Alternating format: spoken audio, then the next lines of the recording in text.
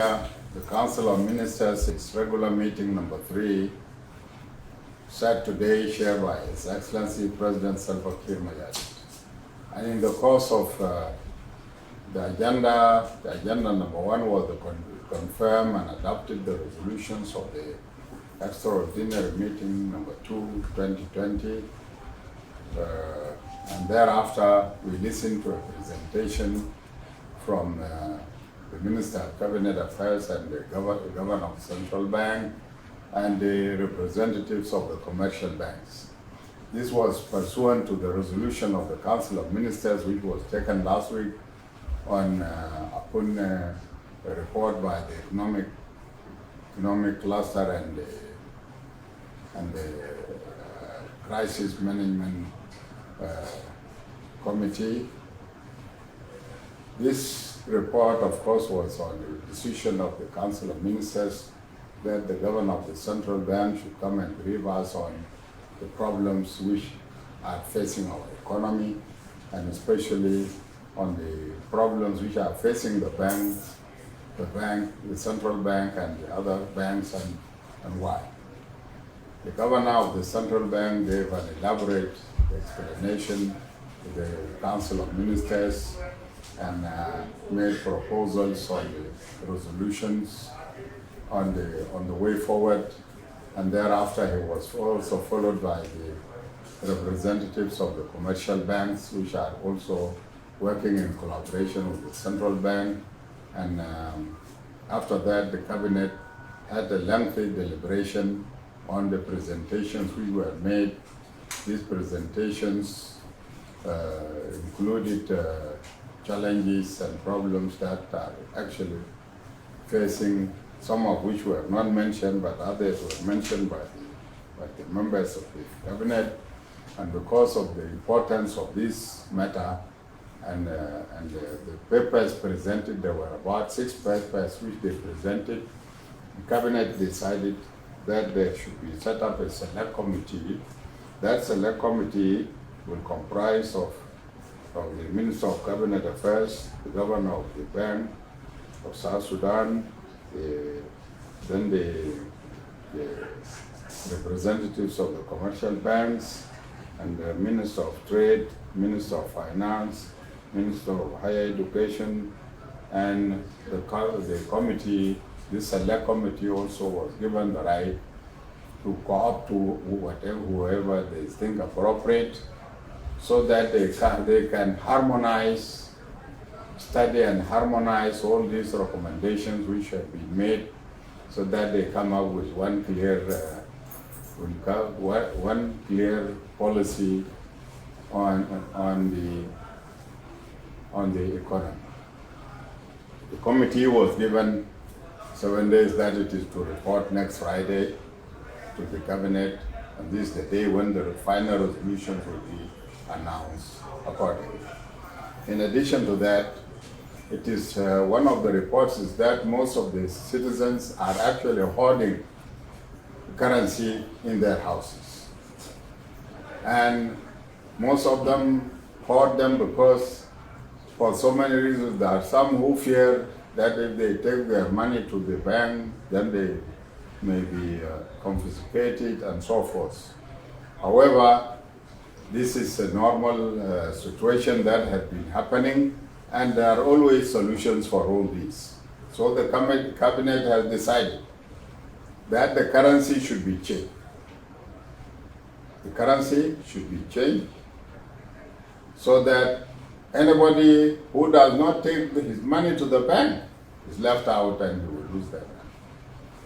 So this is an advice to those who are hoarding money, South Sudanese money in their houses, to hurry them to the banks. Put them into the banks so that you don't lose them. Put them into the banks as of now so that you avoid queuing up when the time comes for exchanging the currency. This is very important, and this message should actually go across. And people should understand that this is what is going to happen. The current currency will be changed, and if it is changed, By the time the time comes up and it is closed, then that currency or that money which you have in your hand will just be a mere paper that will not be of any help to you. This is very important, and this is the decision taken by the cabinet. More decisions will be taken next week when the committee finalizes the report and comes up with recommendations to that effect. This is in order to improve our infrastructure, our economic situation, and the worst part of it is that our people have been spoiled. Our people have been spoiled and they don't work. They are accustomed to spoon feeding. And people are accustomed to spoon feeding, then they don't work. And this is why the economy is in the hands of others, including even the sale of water that is brought from the river, it is sold to us by foreigners. This is serious, so our people are asked to work, because there is nowhere where you will be relying on someone spoon feeding you all the time, depending on the World Food Program and depending on support to be given to you by others. So people are encouraged to work hard. Work hard so that you produce for yourself. And once you produce, production is one of the weapons by which you can strengthen the economy of your country.